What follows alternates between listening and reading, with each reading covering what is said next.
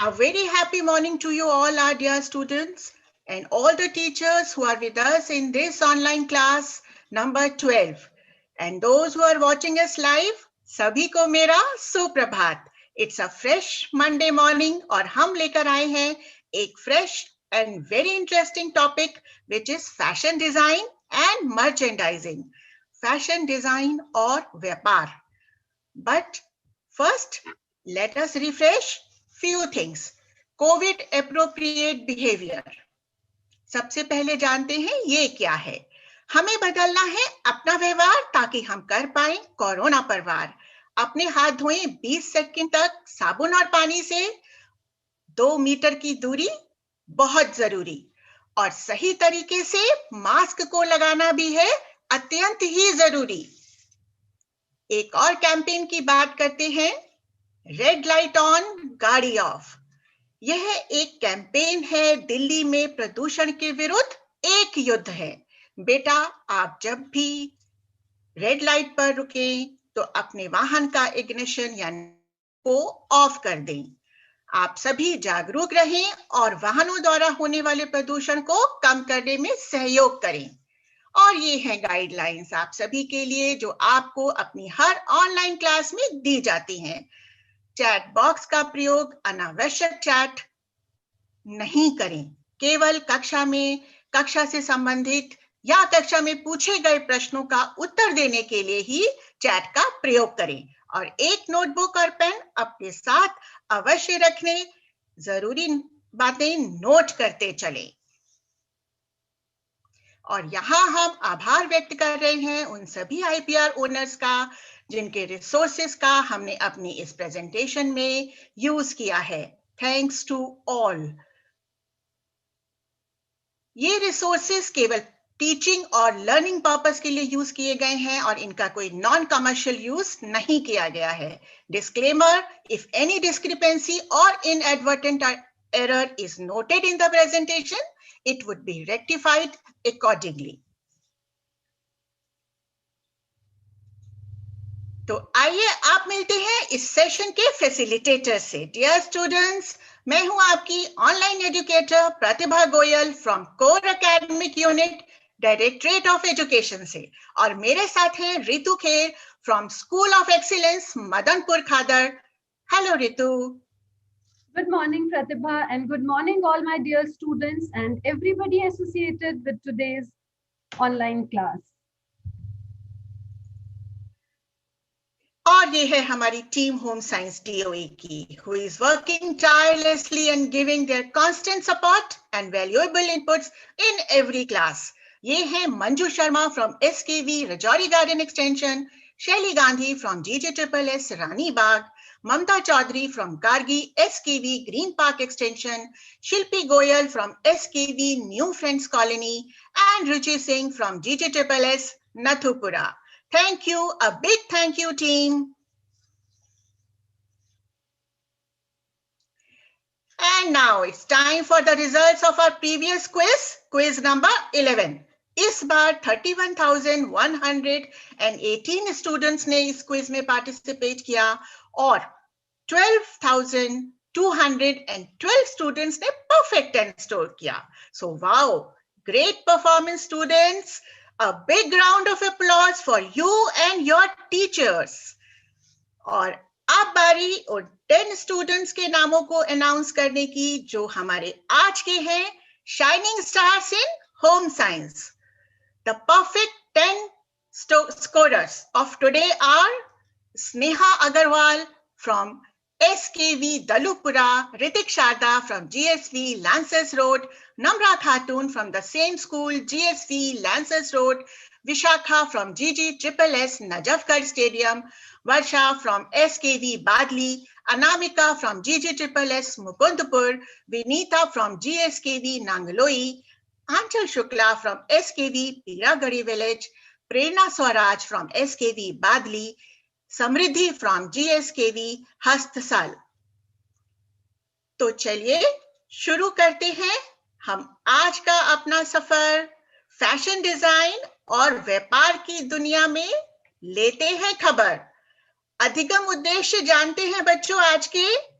इस अध्याय को पढ़ने के बाद हम वस्त्र उद्योग में फैशन डिजाइन और व्यापार के महत्व को समझ सकेंगे, फैशन की मूल अवधारणाओं का वर्णन कर सकेंगे, फैशन व्यापार में जाने के लिए आवश्यक ज्ञान और कौशलों को भी समझ सकेंगे और हम इस क्षेत्र में जीविका की तैयारी किस प्रकार करनी है इसके बारे में भी चर्चा कर सकेंगे।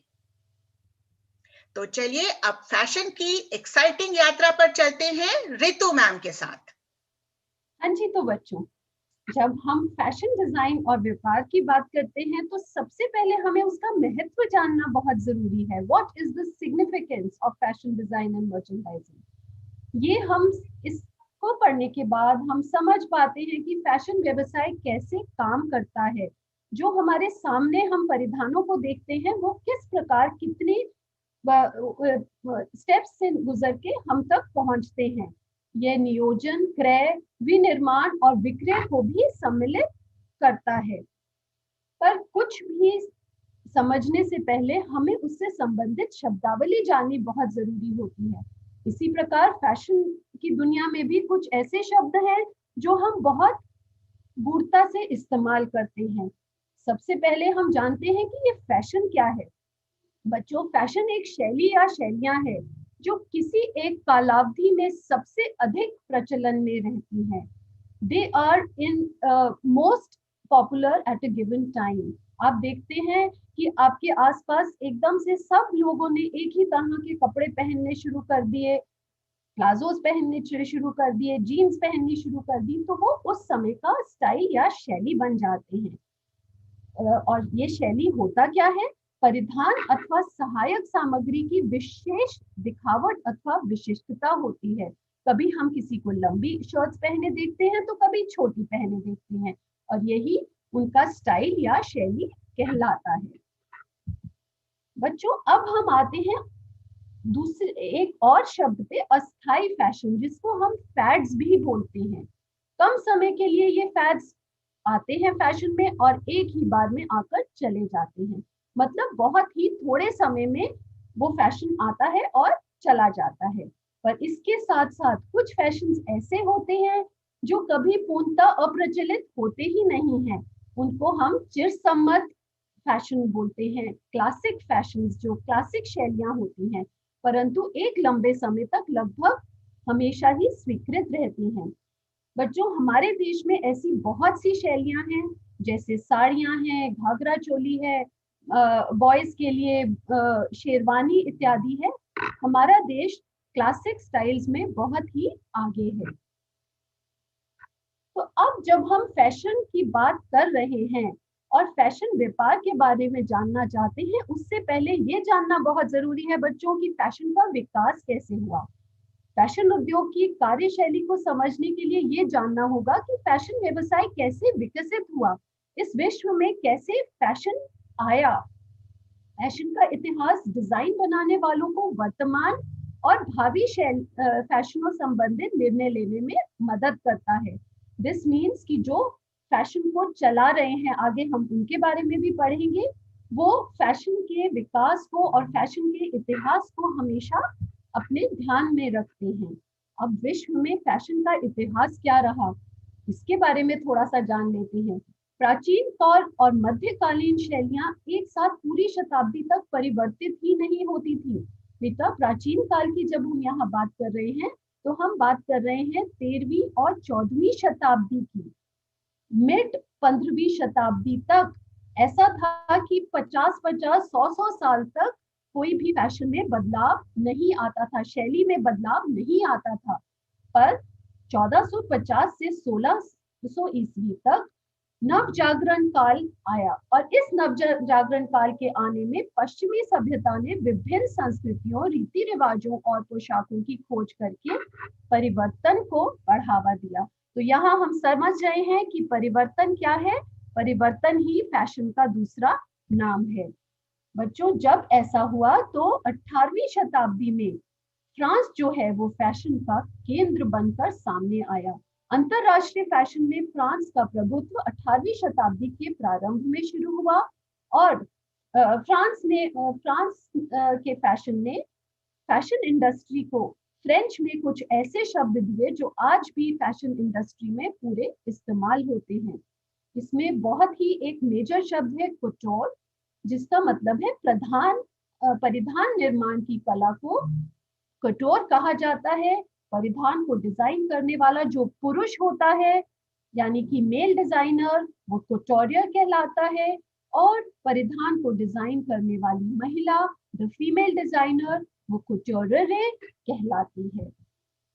बच्चों, इसके साथ हम आते हैं कि जब फ्रांस फैशन का केंद्र बन गया, उसके बाद क्या हुआ? तो फिर आई औद्योगिक क्रांति 1760 से लेके 1880 तक। और इस औद्योगिक क्रांति के साथ आए पावर लूम्स। पावर लूम्स का क्या असर हुआ विश्व में कि कम समय में अधिक वस्त्रों का निर्माण होने लगा। बच्चों, जैसे जैसे वस्त्रों का निर्माण हुआ तो उनको बनाने के लिए, परिधान बनाने के लिए भी तेजी की जरूरत पड़ी। और इस समय 1859 में इसाक सिंगर ने सिलाई मशीन को पैरों से चलने के लिए पांव चक्की यानी कि ट्रेडल को विकसित किया। बच्चों, इससे क्या हुआ? जो अभी तक हाथों से कपड़े बन रहे थे, हस्तशिल्प था, वो एक उद्योग में बदल गया। और इसको उद्योग में बदलते ही रेडी टू वेयर क्लोथ्स आ गए मार्केट में। रेडी टू वेयर क्या होते हैं? पहनने के लिए तैयार कपड़े। 1880 में महिलाओं ने स्कर्ट्स और ब्लाउजेस पहनने शुरू कर दिए। हम लोग जिसको बहुत फॉर ग्रांटेड लेते हैं, 1880 तक बच्चों महिलाएं केवल गाउन्स और लंबी ड्रेसेस पहनते थी, और 1880s में वो स्कर्ट्स और ब्लाउजेस पहनने लगी। इससे उनकी अलमारियों में मानो की एक क्रांति सी आ गई। उसके बाद बच्चों, यहाँ पे मैं एक आपको बहुत ही इंटरेस्टिंग फैक्ट, रोचक तथ्य बताना चाहूंगी। हम सब जीन्स को पहचानते हैं। बच्चों, जीन्स हमारे लिए एक ऐसा नाम है जो कि हम नियरली रोज यूज भी करते हैं। पर आप मानेंगे कि महिलाओं ने 1950 के दशक तक जीन्स पहननी प्रारंभ ही नहीं करी थी। केवल पुरुष ही जीन्स पहनते थे। वर्ष 1849 में लीवी स्ट्रॉस ने टेंटों और माल डिब्बों के कवरों के लिए बने कपड़ों का उपयोग करके ज्यादा चलने वाली पैंटें बनाई, जिनमें औजार रखने के लिए जेबें लगाई गई। बाद में इनके बहुत प्रचलित होने से ये डेनिम्स कहलाई। हाँ बच्चों, डेनिम्स और जीन्स हमारे लिए एक ही चीज है। डेनिम्स जो है वो ही एकमात्र ऐसा परिधान है बच्चों जो पिछले लगभग 150 वर्ष से एक जैसा चल रहा है। Denims is the only apparel that has remained same for the last 150 years. Oh my God, this is so interesting. So इसके साथ साथ आते हैं हम फैशन साइकिल पे। जैसे हमने डेनिम्स की बात की, वो 150 साल तक चलती चली आ रही है। कुछ फैशन है जो आके चले जाते हैं, पर वो अपना चक्र पूरा करते हैं बच्चों। सो सबसे पहले इंट्रोडक्शन ऑफ अ स्टाइल होता है, शैली की प्रस्तुति होती है।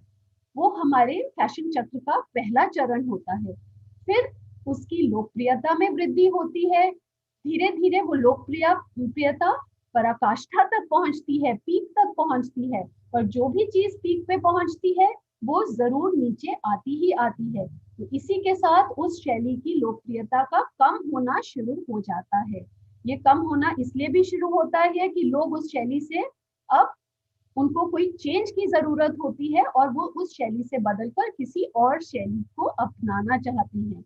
इसी के साथ वो उस शैली का परित्याग करते हैं अथवा अप्रचलन हो जाता है और पूरी साइकिल पूरी हो जाती है। बच्चों, लेफ्ट साइड पे आप एक बहुत अच्छा सा ग्राफ देख रहे हैं जिसमें फैशन साइकिल को बहुत अच्छे से डिपिक्ट किया गया है। फैशन का इंट्रोडक्शन हुआ, उसके बाद उसमें वृद्धि होती गई और वो पीक पर पहुंची, और फिर धीरे धीरे वो डिक्लाइन पर आई और फिर ऑब्सोलेंस या अप्रचलन की तरफ जाकर वो शैली खत्म हो गई और नई शैली को उसने जगह दे दी। तो बच्चों, हम अभी विश्व के इतिहास के बारे में पढ़ रहे थे, पर जब हम फैशन की बात करते हैं तो भारत में फैशन का इतिहास कहीं भी पीछे नहीं है। भारत में कपड़ों का इतिहास प्राचीन काल का है और बहुत ही सुंदर सांस्कृतिक परंपरा है हमारे पास परिधानों और कपड़ों की। फिर भी फैशन एक नया उद्योग है। हमारे यहाँ क्षेत्रीय विविधताएं बहुत लोकप्रिय रही हैं, जैसे साड़ी, घाघरा चोली, धोती इत्यादि। और जैसे मैंने पहले आपको बताया, ये सारी के सारी हमारी क्लासिक शैलियां हैं। एक प्रसिद्ध भारतीय फैशन व्यापार चिन्ह कसीदाकारी भी है। जब हम कसीदाकारी की विश्व में कहीं भी बात करते हैं तो वहां पे भारत का नाम जरूर आता है, क्योंकि भारत में कसीदाकारी के बहुत सारे स्टाइल्स हैं। जरदोजी है, शीशा कला है, कश्मीरी एम्ब्रॉयडरी है, गुजरात की एम्ब्रॉयडरीज हैं। तो बच्चों, इन सब एम्ब्रॉयडरीज को ये हमारी इंडिपेंडेंस के बाद 1947 के बाद ये थोड़ा हमारा जो भारतीय वस्त्र कलाएं हैं वो नीचे की तरफ चली गई। इनका पुनरुद्धार होना बहुत आवश्यक हो गया और 1970 के दशक में पारंपरिक भारतीय वस्त्र कलाओं के पुनरुद्धार की अवधि शुरू हुई। अरे वाह, ये है हमारी cultural heritage in textiles in India. Bharat की विविध और समृद्ध संस्कृति की विरासत है यहाँ पर। वह हर क्षेत्र में भारत के प्रत्येक राज्य के वस्त्र अपनी सांस्कृतिक विरासत के बारे में बहुत कुछ बोलते हैं बच्चों। In a world full of trends, sometimes a girl just wants to wear something classic. And as we said अभी कि भारत की इतनी रिच कल्चरल हेरिटेज है कि यहाँ पे हर वस्त्र, हर परिधान, हर शैली एक क्लासिक का रूप ले लेती है। चलिए अब आ गए हम अपने क्वेश्चन टाइम पर। ये टाइम, इसके लिए आप सब वेट करते हैं। अब जल्दी से फिर बता दीजिए, ये कौन सा परिधान है जो पिछले 150 वर्षों से एक जैसा बना हुआ है? Which is the apparel that has remained same for the last 150 years? Option A denims या फिर ऑप्शन बी skirts? जल्दी से बताइए कि right answer option A denims है या फिर ऑप्शन बी skirts है। Pratibha ma'am, any luck with the answers on in the chat box? हाँ, मैं बिल्कुल देख रही हूँ रितु मैम, चैट बॉक्स को लगातार देख रही हूँ और मुझे सभी आंसर ए मिल रहे हैं। बहुत जल्दी जल्दी बच्चे एक्साइटेडली टाइप कर रहे हैं। अरुण सिंह, शालू, ममता, पूजा, रास भारती, सोनम सिंह, विकी दास, सब डेनिम्स लिख रहे हैं और हमारे बच्चे सब डेनिम से बहुत एक्साइटेड हैं क्योंकि बच्चों को डेनिम्स बहुत पसंद है। And wow, just look at it. Lots of denims in this picture or in all shades of blues and grays. सभी किशोरों की पसंद होती है डेनिम्स। तो चलिए बच्चों, इस मजेदार जर्नी का अब हम अगला पड़ाव है फैशन व्यापार के विषय में समझना। फैशन व्यापार क्या है? जब फैशन से संबंधित वस्तुओं की बिक्री को बढ़ाने के उद्देश्य से सही समय पर, सही स्थान और सही मूल्य पर विभिन्न प्रचार संबंधी योजनाएं बनाई जाती हैं या अपनाई जाती हैं, जिससे कि अधिकतम लाभ को कमाया जा सके। तो फैशन व्यापार कौन करता है? फैशन व्यापार ही करता है। फैशन व्यापार को समझने के लिए बेटा हमें 4 लेवल समझने जरूरी हैं, जो आप स्क्रीन पर देख रहे हैं। विनिर्माण, क्रय, संवर्धन और विक्रय। फैशन के उत्पाद या वस्तुएं जैसे कि बैग्स, शूज, एक्सेसरीज, इन सब के उत्पादन में विनिर्माण, क्रय, संवर्धन और विक्रय में फैशन व्यापारी की भूमिका को अब हम एक एक करके समझते हैं। सबसे पहले हम जानते हैं, इससे पहले हम समझते हैं कि फैशन व्यापारी कौन होता है। फैशन व्यापारी वह व्यक्ति होता है जो प्रेरणा को डिजाइन में परिवर्तित करने को सुसाध्य बनाता है, संकल्पना के लिए प्रौद्योगिकी का उपयोग करता है और फैशन उद्योग में उपभोक्ताओं की आवश्यकताओं और मांगों के लिए उत्पादों के नियोजन, उत्पादन, संवर्धन और वितरण पर ध्यान देता है। यानी कि यह वो व्यक्ति है जो फैशन उद्योग में कंज्यूमर्स की नीड्स एंड डिमांड्स के अनुसार प्लानिंग करता है, प्रोडक्शन करता है, प्रमोशन करता है और फिर डिस्ट्रीब्यूशन करके कंज्यूमर्स तक उन चीजों को पहुंचाता है। तो अब हम सबसे पहले फैशन व्यापारी की भूमिका पढ़ेंगे विनिर्माण में, यानी कि मैन्युफैक्चरिंग में फैशन व्यापारी की क्या भूमिका है। फैशन व्यापारी किसी भी परिधान को बनाने में विभिन्न कपड़ों का चयन और उपयोग बहुत ही सावधानी से करता है। इसके लिए उसे वस्त्र का ऐतिहासिक, सामाजिक और सांस्कृतिक सूझबूझ का होना भी अत्यंत ही जरूरी है, जिससे कि वह डिजाइनर की क्रिएटिविटी को वास्तविकता में बदल सके। फैशन व्यापारी को फैशन का भी ज्ञान होना चाहिए, कपड़े का ज्ञान होना चाहिए, डिजाइनर की सोच को समझ पाना और वस्त्र उत्पादन का श्रेष्ठ तरीका कौन सा होगा, इसका भी ज्ञान फैशन व्यापारी को होना चाहिए। साथ ही वह मूल्य और लक्षित बाजार का भी ध्यान रखता है। लक्षित बाजार क्या होता है बच्चों, ये अभी हम आगे आपको बताएंगे। अब हम फैशन व्यापारी की भूमिका देखते हैं बाइंग में, यानी कि क्रय में। क्रय फैशन व्यापार का हिस्सा बन जाता है जब एक व्यापारी फैशन की सामग्री दुकानों में रखने के लिए खरीदता है। इसलिए फैशन व्यापारी को प्रचलित फैशन का, जो फैशन ट्रेंड्स चल रहे हैं बच्चों, अभी आपने फैशन साइकिल पढ़ा है, तो प्रचलित फैशन का जो पूर्वानुमान है उसको लगाने में उसे निपुण होना चाहिए। साथ ही वह वस्तुओं की खरीदारी का उचित ऑर्डर दे पाएगा। अब हम फैशन व्यापारी की भूमिका जानते हैं प्रमोटिंग में। प्रमोटिंग यानी कि जो डिजाइनर के उत्पाद हैं, अब उनको कैसे प्रमोट करना है ताकि वो कंज्यूमर्स तक एपरल या जो भी उस डिजाइनर ने बनाया है वो स्टोर्स तक पहुंच सके। यहाँ फैशन व्यापारी बच्चे जिस डिजाइनर के लिए काम करता है वो उसके स्टोर्स को, उसके उत्पादों को स्टोर्स तक पहुंचाने के लिए फैशन शोज ऑर्गेनाइज करता है। आपने बहुत फैशन शोज, अभी यहाँ पर आप एक क्लिप भी चल रहा है फैशन शो का, आपने देखे होंगे।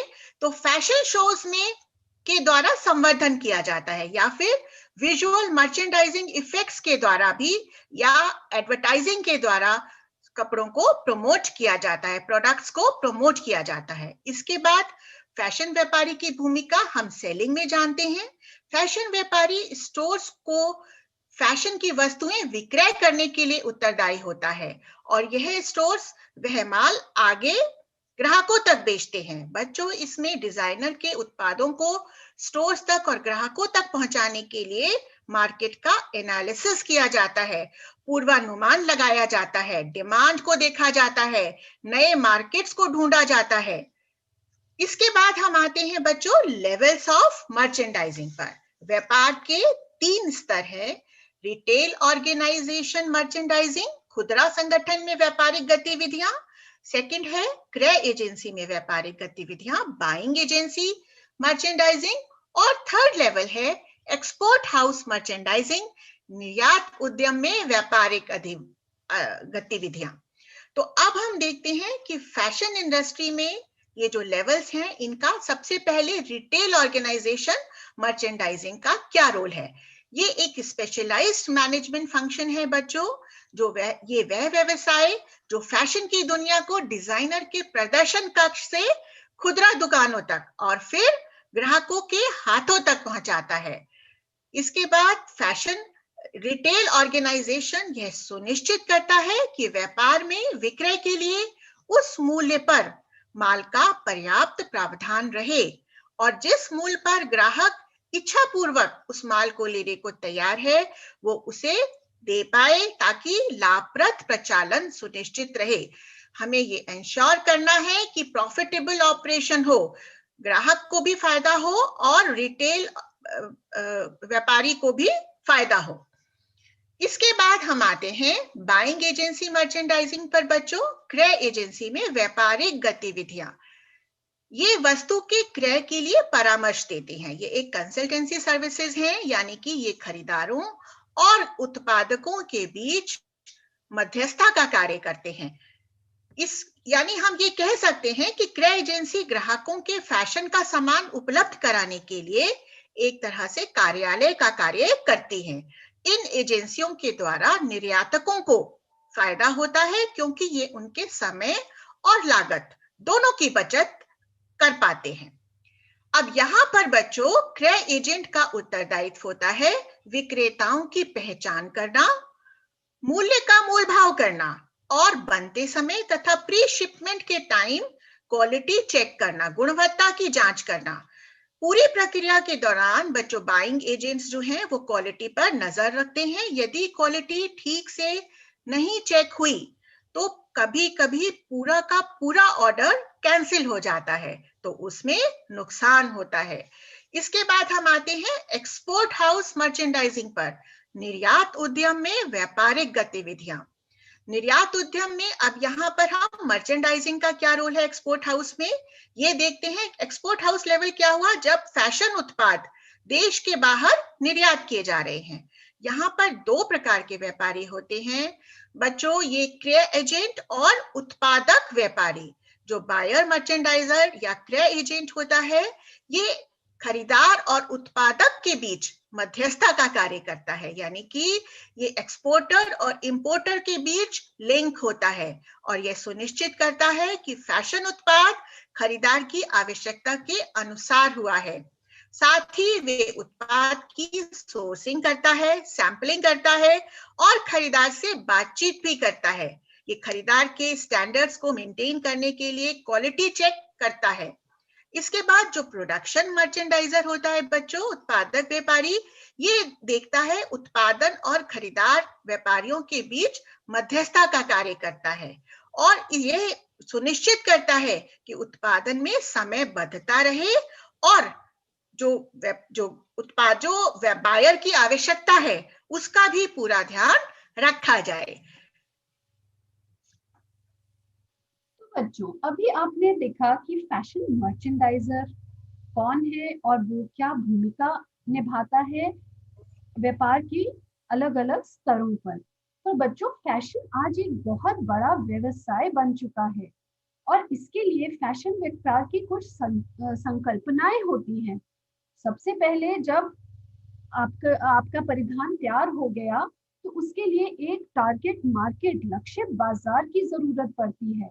लक्षित बाजार उपभोक्ता की उस श्रेणी के रूप में परिभाषित किया जाता है जिसे व्यापारी अपने उत्पाद बेचने के लिए लक्षित करता है, टारगेट बनाता है, और ये बाजार विभाजन द्वारा किया जा सकता है। बाजार विभाजन एक ऐसी नीति है जो बड़े बाजार को उपभोक्ताओं के ऐसे उप समूहों में बांटती है जिनका सामान की आवश्यकताएं सर्व सामान्य होती है, एक जैसी या लगभग एक जैसी होती है। तो बच्चों अब हम समझते हैं कि ये बाजार विभाजन कैसे किया जाता है। बाजार विभाजन हम मेन 4 विभाजीकरणों द्वारा करते हैं।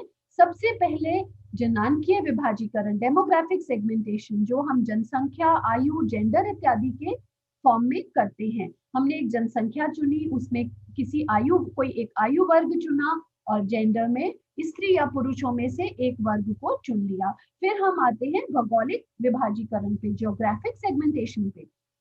बच्चों जिन नगरों, राज्यों, क्षेत्रों इत्यादि को हम केटर करने जा रहे हैं, जहां पे हमने अपना बाजार बनाना है, उसकी जलवायु कैसी है, वो सारी हमें भौगोलिक विभाजीकरण द्वारा समझ में आती हैं। जब हमने जनांकीय विभाजीकरण और भौगोलिक विभाजीकरण कर लिया, अब हम आते हैं वहां के जो हमारा टारगेट ग्रुप है उसके व्यवहार पर, व्यवहारगत विभाजीकरण पे, बिहेवियरल सेगमेंटेशन। राय, उनकी जो हमारा टारगेट ग्रुप है उसकी राय पर आधारित समूहन लाभ होता है और मात्रा कितनी चाहिए। अगर सपोज हमने स्त्रियों को चुना, 20 से 30 साल की स्त्रियों को चुना, तो 20 से 30 साल की स्त्रियां कितनी हैं जो हमारी उस मार्केट में आकर सामान लेंगी। और वफादारी की स्थिति, वफादारी यहाँ पे किससे है, सामान से है, परिधान जो हम बेचने जा रहे हैं उससे है। कई बारी हम लोग एक पर्टिकुलर ब्रांड के लिए बिल्कुल ही पक्के होते हैं कि हमने वो ब्रांड ही खरीदना है, वो हमारी उस ब्रांड के प्रति वफादारी होती है। फिर हम लास्ट विभाजीकरण पे आते हैं बच्चों, मनोवृत्ति परक विभाजीकरण, साइकोग्राफिक सेगमेंटेशन। ये जिस समाज में हम अपनी मार्केट या बाजार को बना रहे हैं, वहां पे समाज में रहने वाले जो लोग हैं वो कौन सी गतिविधियां करते हैं, उनकी अभिरुचियां क्या हैं, आवश्यकताएं और अपेक्षाएं क्या हैं। जब हम इन चारों विभाजीकरण द्वारा अपना बाजार लक्षित कर लेते हैं बच्चों, तो उसके बाद हम आते हैं व्यापारी के लिए सही बातों पर। कौन सी बातें हैं जो व्यापारी को फॉलो करनी चाहिए और वो उसके लिए बिल्कुल ठीक हो।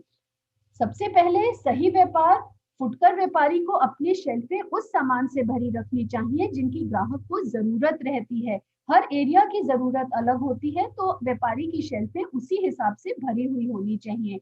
सही स्थान पर बच्चों, व्यापार के लिए स्थान सबसे अधिक महत्वपूर्ण होता है क्योंकि यह ग्राहक की पहुंच तय करता है।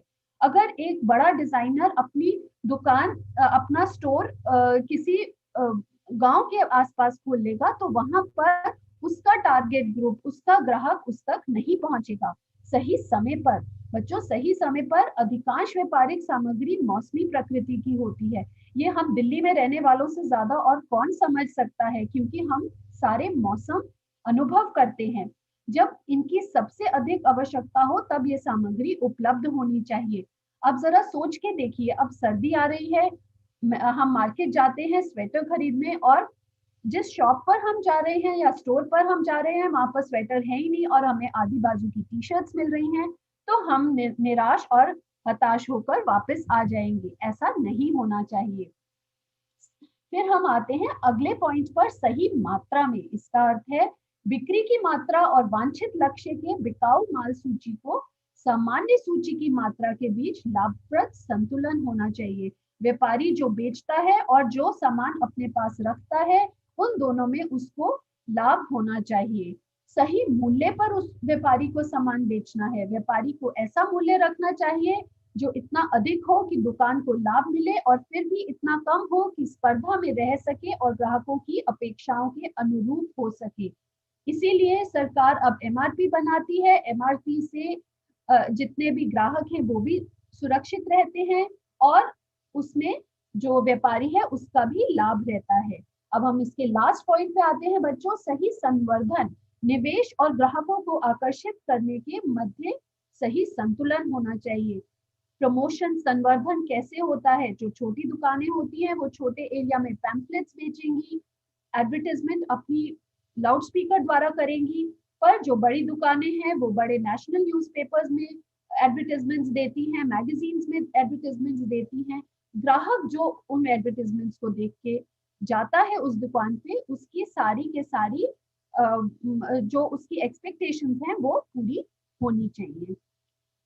तो बच्चों, जब हमने ये सब देख लिया कि क्या सही बातें हैं व्यापारी के लिए, तो हम आते हैं फैशन के खुदरा संगठन पर। फैशन का खुदरा व्यापार जो है वो हम मेन 3 भागों में बांट सकते हैं। स्मॉल सिंगल यूनिट स्टोर्स होते हैं, डिपार्टमेंट स्टोर्स होते हैं और चेन स्टोर्स होते हैं। छोटा एकल इकाई स्टोर, विभागीय स्टोर और स्टोर श्रृंखला। आइए हम इसको एक बहुत सुंदर वीडियो द्वारा समझते हैं कि ये क्या है। फैशन का खुदरा व्यापार। 3 प्रकार के स्टोर्स होते हैं। Number 1, small single unit store, छोटा एकल इकाई स्टोर। यह स्टोर पड़ोस की दुकान की तरह या फिर कोई स्थानीय छोटी या बड़ी दुकान की तरह होते हैं और ये किसी भी एक व्यक्ति या उसके पूरे परिवार के द्वारा संचालित किए जाते हैं। इनके संभावित कस्टमर्स भी आसपास की लोकेलिटी में रहने वाले लोग हो सकते हैं। आसपास की, जैसे कोई बच्चों के कपड़ों की दुकान, साड़ियों की दुकान या फिर कोई बुटीक। सेकंड टाइप का खुदरा व्यापार है डिपार्टमेंटल स्टोर या विभागीय स्टोर। यहाँ हर प्रकार के उत्पाद के लिए अलग विभाग या सेक्शंस होते हैं, जैसे कपड़े, इलेक्ट्रॉनिक्स, दवाइयाँ, ग्रोसरीज या फिर यहाँ फ्रेश फूड्स भी मिल सकते हैं। यह स्मॉल सिंगल यूनिट स्टोर से काफी बड़े होते हैं। थर्ड टाइप है चेन स्टोर्स या स्टोर श्रृंखला। ये ऐसी फुटकर दुकानें होती हैं जिनका एक ही ब्रांड या केंद्रीय प्रबंधन होता है। यह स्टोर मानकीकरण, व्यावसायिक विधियां एवं पद्धतियां अपनाते हैं।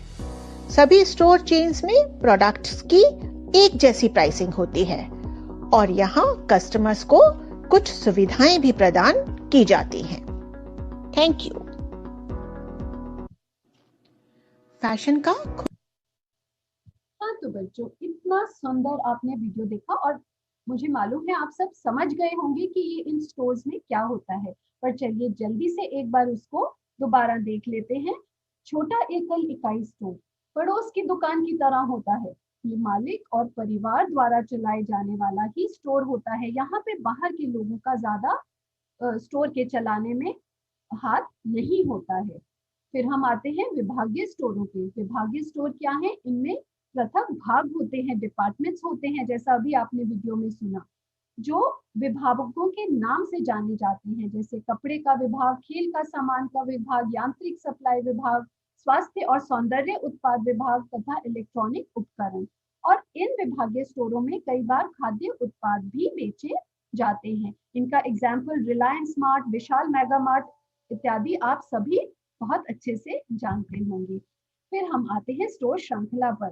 बेटा, स्टोर श्रृंखला ऐसी फुटकर दुकानें होती हैं जिनका एक ही ब्रांड होता है, केंद्रीय प्रबंधन होता है और सामान्यतः इनकी मानकीकृत व्यावसायिक विधियां और पद्धतियां होती हैं। जैसे मीना बाजार, वेस्ट साइड, फैब इंडिया इत्यादि, ये इन स्टोर्स के नाम आपने सुने ही होंगे। ये सब स्टोर श्रृंखलाओं में आते हैं। इसके साथ बच्चों हम आते हैं फैशन के खुदरा संगठन के प्रमुख विभागों पर। जब इतने बड़े स्टोर्स और इतने बड़े डिपार्टमेंट्स चलते हैं तो उनको विभागों में बांटा जाता है।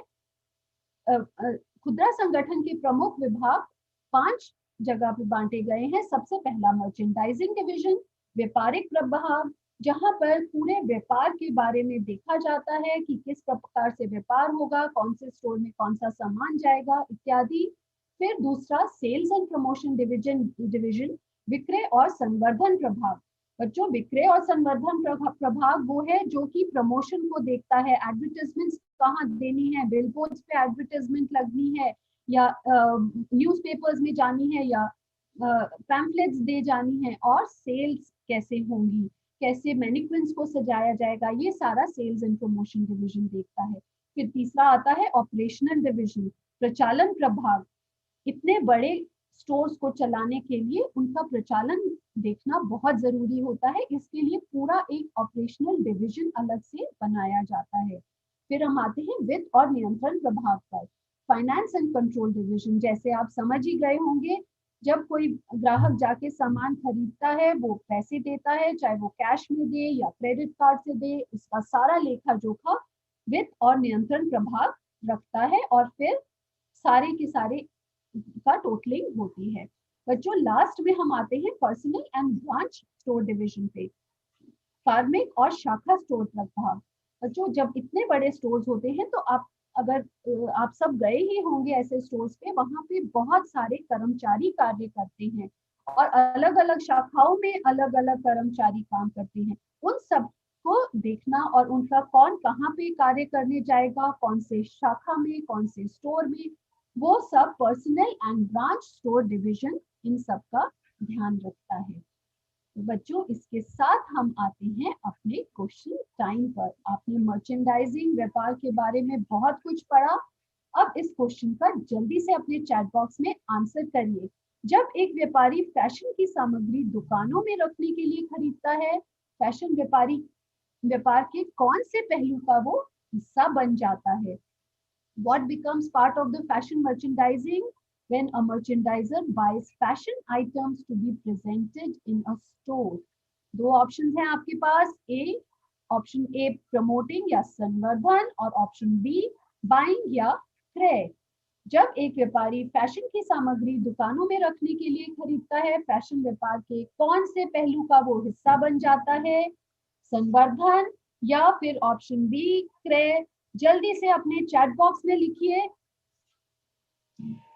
यस रितु मैम, आंसर्स आने शुरू हो गए हैं। दीपक Rao, Jairam Yadav, Komal Verma, Diya Prajapati, Lakshmi Kumari, Bina and many more students are writing B, answer B, यानी कि जब एक व्यापारी फैशन की सामग्री दुकानों में रखने के लिए खरीदता है तो वो फैशन व्यापार में बाइंग का, क्रय का हिस्सा बन जाता है। तो द आंसर इज बी। तो बच्चों, अब हम आते हैं और फैशन उद्योग और व्यापार में जीविका के लिए तैयारी के बारे में जानते हैं। यहाँ पर बच्चों जो इस क्षेत्र में जीविका के लिए इच्छुक हैं, उनके लिए 3 प्राथमिक कौशल हैं जो इस क्षेत्र में सफलता के लिए डिजाइनरों, व्यापारियों और बाजार चलाने वालों के पास होने चाहिए। बच्चों, इसके साथ साथ उनके पास शैली यानी कि स्टाइल और व्यापार बोध यानी कि बिजनेस सेंस का होना भी जरूरी है। तो बच्चों, सबसे पहले पूर्वानुमान योग्यता, उसके बाद विश्लेषणात्मक योग्यता और फिर संप्रेषण योग्यता, इसको हम समझते हैं। तो पहला जो कौशल है वो है पूर्वानुमान योग्यता। ये फैशन ट्रेंड्स के संबंध में या पूर्वानुमान की योग्यता होना बहुत आवश्यक है। इसके लिए जो पुरानी शैलियां चल रही थी या जो वर्तमान में जो प्रचलित शैलियां हैं, उनसे फ्यूचर ट्रेंड्स का अनुमान लगाना बहुत आवश्यक है। आगे वाला स्टाइल क्या होगा, इसकी सोच को कर पाना, ये फोरकास्टिंग एबिलिटी होनी चाहिए। उसके बाद में ये एनालिटिकल एबिलिटी, जब फैशन व्यापारी को अपनी पूंजी को समझदारी से व्यापार में लगाना होता है तो उसे संपूर्ण अर्थव्यवस्था की जानकारी होनी चाहिए, अपनी कंपनियों की अर्थव्यवस्था की जानकारी भी होनी चाहिए। उसे इस बात की समझ होनी चाहिए कि किस प्रकार कुछ शैलियां उपभोक्ता के बजट में आ सकती हैं। और इसके बाद संप्रेषण योग्यता में इस क्षेत्र में उत्कृष्ट संप्रेषण कौशल होने भी बहुत आवश्यक है, क्योंकि इसमें निर्माता के साथ मूल्यों को तय करना होता है, बातचीत करने की योग्यता होनी चाहिए ताकि वो पसंद के फैशन को बेच सकें। और जब कई बार एक्सपोर्ट हाउसेस से डील करने के लिए जिस देश के में एक्सपोर्ट करना होता है बच्चों, तो वहां की भाषा की समझ भी होनी जरूरी हो जाती है। और अब हम देखते हैं कि इस क्षेत्र में फैशन डिजाइन और व्यापार में शैक्षिक योग्यताएं कौन सी हैं। हमने आपको फैशन डिजाइनर और फैशन डिजाइन में एसोसिएट या स्नातक उपाधि कौन से इंस्टीट्यूट से ली जा सकती है बेटिए, ये लास्ट क्लास में, ऑनलाइन क्लास में हमने आपको इंस्टीट्यूट्स के नाम बताए थे। यहाँ पर हम फैशन व्यापार में कौन से कार्यक्रम हैं उनके बारे में बात कर रहे हैं। यहाँ पर सर्टिफिकेट और डिप्लोमा प्रोग्राम्स के लिए अधिक सामान्यतः 6 माह से लेकर 1 वर्ष में ये प्रोग्राम किया जा सकता है। यदि बैचलर्स डिग्री करनी है तो ये स्नातक उपाधि 4 वर्षीय कार्यक्रम होता है। और इसके साथ साथ यहाँ पर सहज कलाओं यानी कि लिबरल आर्ट्स का ज्ञान भी दिया जाता है। इसके बाद बैचलर्स के बाद बच्चों मास्टर्स प्रोग्राम होता है, जिसमें ये 2 साल का होता है। और यहाँ पर भी फैशन और व्यावसायिक पाठ्यक्रमों के साथ साथ सहज कलाओं का ज्ञान दिया जाता है। बेटा, वास्तव में फैशन इंडस्ट्री जो है वो बहुत ही क्रिएटिव और कलात्मक है। तो यहाँ पर फैशन डिजाइनर व्यवसायिकों के लिए ये गुण भी लाभप्रद होते हैं, क्योंकि वो स्वाभाविक रूप से कलात्मक और रचनात्मक गुण होते हैं उनके पास, और सदैव ताजे और नए विचार उनके पास होते हैं, क्योंकि वो बाजार का अध्ययन करते हैं, फैशन प्रवृत्तियों का अध्ययन करते हैं, क्योंकि ये लगातार चेंज होती रहती है, परिवर्तित होती रहती हैं। अधिकतर फैशन इंडस्ट्री में 1/3 फैशन डिजाइनर्स जो हैं बच्चों, वो सेल्फ एम्प्लॉयड हैं, अपना स्वयं का कार्य करते हैं। तो इसलिए आजकल फैशन डिजाइनर व्यवसायिकों की मांग विभिन्न उद्योगों में बढ़ती जा रही है। इसलिए जीविका के लिए अपनी यहाँ पर हम 4 लोकप्रिय फैशन डिजाइनों के जीविकाओं के बारे में थोड़ा डिटेल में बताते हैं। सबसे पहले है दृश्य व्यापार डिजाइनर। ये कौन होते हैं? ये उत्तरदायी होते हैं शोकेस में प्रदर्शन के, दुकानों में सामान व्यवस्था, आप देख रहे हैं साइड में एक क्लिप चल रहा है, आकर्षक प्रचार वाक्यों की रचना, कपड़ों को रखने की व्यवस्था करने में, और पुतलों को आकर्षक ढंग से सजाना और प्रदर्शन करना, और विज्ञापन अभियानों का नेतृत्व करना। इसके बाद हम आते हैं फैशन डिजाइनर पर। फैशन डिजाइनर जो है ये बहुत ही क्रिएटिव होते हैं, कपड़ों और परिधानों की रचना का विशिष्ट कार्य करते हैं, और लोकप्रिय फैशन डिजाइनरों के साथ काम करते हैं, और अपना स्वयं का भी ये फैशन लेबल निकाल सकते हैं, स्वयं का फैशन कार्य भी करते हैं। इसके बाद हम आते हैं सेट डिजाइनर्स। बच्चों, जो आप देखते हैं मूवीज में सेट्स देखते हैं, टेलीविजन के सेट्स देखते हैं, नाटकों के सेट की डिजाइनों की रचना ये सेट डिजाइनर्स करते हैं, और ये स्क्रिप्ट के अकॉर्डिंग, पटकथा के अकॉर्डिंग ये करते हैं। उसके बाद में ये व्यापार प्रदर्शनों, ट्रेड फेयर्स इत्यादि में आप देखते होंगे कितने सुंदर तरीके से सजाया होता है, या फिर म्यूजियम्स में, संग्रहालयों में भी सेट डिजाइनर्स जो हैं वो कार्य कर सकते हैं। इसके बाद में हम आते हैं इंटीरियर डिजाइनर्स पर। इंटीरियर डिजाइनर्स होते हैं जो किसी भी एक विशेष क्षेत्र को ऐसा सुंदर आंतरिक रूप देते हैं जो बहुत ही सुंदर लगे, सुरक्षित भी हो और साथ में वो फंक्शनल भी हो, उस क्रियाशीलता की वृद्धि करे। और ये जो आंतरिक डिजाइनर है बच्चों, ये होटल्स में, खुदरा दुकानों में, फ्लैट्स में, दफ्तरों में, हॉस्पिटल्स में, रेस्टोरेंट्स में, यहाँ पर काम कर सकते हैं। यहाँ पर इनका बहुत स्कोप होता है। तो now with this, wow, spread your wings and fly. अपने पंख फैलाइए और अपनी उड़ान भरिए। Use your abilities and your talents and don't get afraid. So dear students, आज के लिए इतना ही। यहाँ पर ये क्विज 12 का लिंक है आपके सामने, जो जल्द ही डिस्क्रिप्शन बॉक्स में होगा। हम अपनी नेक्स्ट ऑनलाइन क्लास में नया chapter care and maintenance of fabrics in institution लेकर आएंगे। Hope you have enjoyed the class students. Chat box में डियर स्टूडेंट्स आज प्लीज अपना फीडबैक जरूर दीजिएगा, आपको कक्षा कैसी लगी, और साथ में यदि कोई डाउट्स हैं तो उन्हें भी पूछ लीजिएगा। Thank you so much. Thank you all.